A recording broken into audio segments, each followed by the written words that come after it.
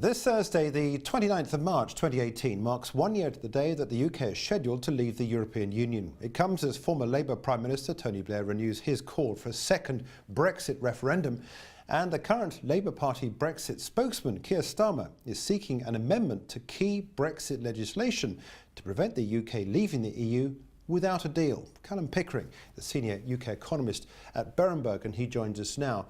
First of all, where are we along the path that'll take us to ultimately exiting, assuming it all goes through? Well, there are essentially three parts of the negotiation. First, the divorce, which was settled in December, then the transitional period, which was settled just last week, and then the final part is where the future trading relationship between the UK and the EU will be. That is the talk of the summer. Most people in markets seem to be eyeing March 2019 as the final date to get that last piece of information. But remember, the EU will need at least 6 months to ratify those three components, which puts the end date for negotiations this year in around September, October. So this summer we will probably have a good idea where the UK and the EU will be after the transitional deal. That is the future trading relationship. Yeah.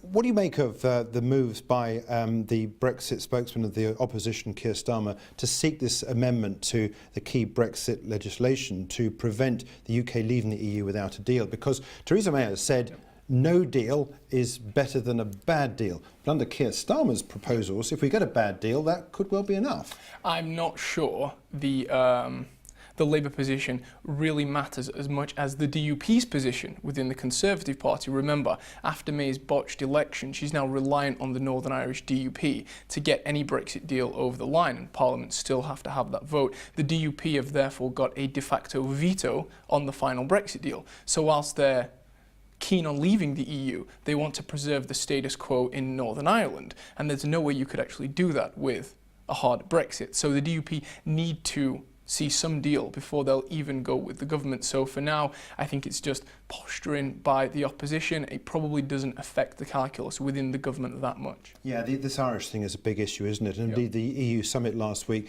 some were expecting some Brexit headlines to come out of that. I think mainly they were talking about trade, the Trump angle, and of course also the spying on UK soil. But what about trade? What about Ireland? What should we know in the potential for the UK economy to function properly with the proposals on the board already for the Irish border? Well, the base case that the EU negotiators put forward is essentially a Canada-style free trade agreement where the border between the EU and the UK would run down the Irish Sea. Now that would violate the integrity of the UK single market. That's something the DUP simply won't go for. Now the EU say the only way to solve this Irish question by keeping an open border in Ireland, taking the whole of the UK out of the single market and keeping the UK single market integrity is to agree some customs union arrangement between the UK and the EU.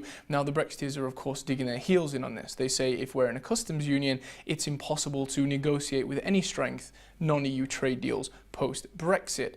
But so far we've seen at every red line the Brexiteers have put in place, they've given in the end because the alternative is worse. So I think that if the UK and the EU cannot agree a solution to the Irish question, the risk of new elections would be quite high. And my line so far is, think about the concessions on the divorce, think about the concessions on the transitional deal. The risk of Jeremy Corbyn becoming Prime Minister is the glue that binds the government together. It's the reason the Brexiteers said that they would agree a 50 billion bill instead of the 10 or 15 billion they initially said. It's the reason they've agreed a transitional deal where the UK meets all the obligations of single market membership after stating that that was a red line. So when the alternative is proposed, that is, government breaks down and Jeremy Corbyn could win an election, the Brexiteers will probably concede. So imagine some kind of fudge on the language. I think the UK will probably agree some customs arrangement or customs framework. Not literally a customs union, but in all intents and purposes, that's what it will mean. Okay, let's take that as the likely outcome then. From an economist's point of view, what about the short-term and the long-term effects of Brexit? Well, the UK has done far better than most people had imagined. It's because uncertainty and inflation, which typically affect demand, have not played out in a major way. The higher uncertainty, the higher inflation, because the global environment has been quite strong. Households, firms have basically behaved as normal. It's not to say there's been no effect. Without Brexit, the UK would probably be growing at 2.5% instead of 1.8. But 1.8 is certainly not bad, and it's far better than most had imagined.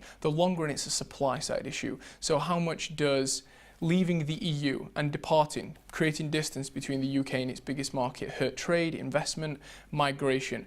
I think probably the UK could see its potential growth rate fall in a, say, soft or a semi-soft Brexit, anything from 2.1%, which is the UK's potential growth rate inside the EU, to probably around 1.7%. It's a bad economic policy. 0.4 adds up badly over time.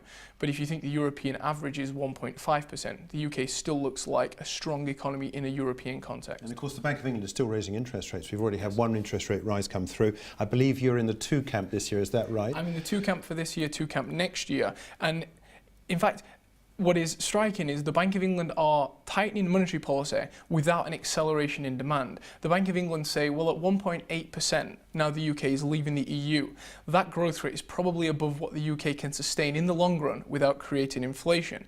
So the Bank of England has integrated already the Brexit downside risks and said if the UK grows above 1.5%, let's call that the speed limit, then we'll see some inflationary pressure. That's down from 2% before the Brexit vote. Yeah. What's being priced in then for sterling? Because this obviously has a relationship to what you've been saying about growth, about inflation, about the prospect of interest rates. Currently trading, 142 and a quarter against the US dollar. Where should this be? That's a great question.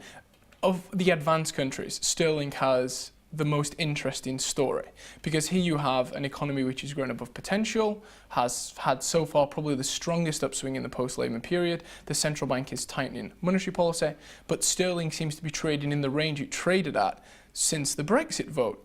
So it seems to me that markets are pricing in some risk of a hard Brexit. And while ever they price in that risk of a hard Brexit, which could take potential growth below 1.5% even, probably see a 25% chance of a hard Brexit, they're reluctant to price in the economic fundamentals. So in other words, you might say, well, industrial production is twice as good as we anticipated today. Why isn't sterling moved up? You say, well, in 18 months, it could be a disaster.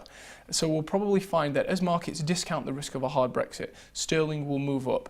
And I think if sterling's fallen by, say, 12-13% on a trade-weighted basis, it's probably going to recover 2/3 of that. So say a 5 to 10% appreciation over the next few years. And cable, I should imagine, would be around 150 by the end of 2019. And that's not pricing in a no-deal, cliff edge, whatever. That is, nothing we've spoken about today refers anything to a cliff edge, is it? Correct. That would be a sort of semi-soft Brexit where the UK and the EU agree a trade deal in goods, maybe some services. The UK doesn't introduce punitive migration policies, and the UK manages a potential growth rate of around 1.7%, which again is lower than it would be if the UK were inside the EU, but probably a little above the European average. Yeah. Going back to the basis of 2 interest rate rises this year, what's your forecast for growth this year on inflation? 1.7% growth this year, 1.8% growth next year. The recent inflation data was a little lower than expected. The import price effect came off a little quicker. It's around 2.7%, but underlying inflationary pressure is building. So by the end of 2019, I'd expect the headline inflation rate to be coming down to about 2.3%. Right. Okay, look, Kallum, thanks indeed for joining us with an update on the British economy in the context of the recent negotiations and that transition deal that's been agreed between the UK and the EU.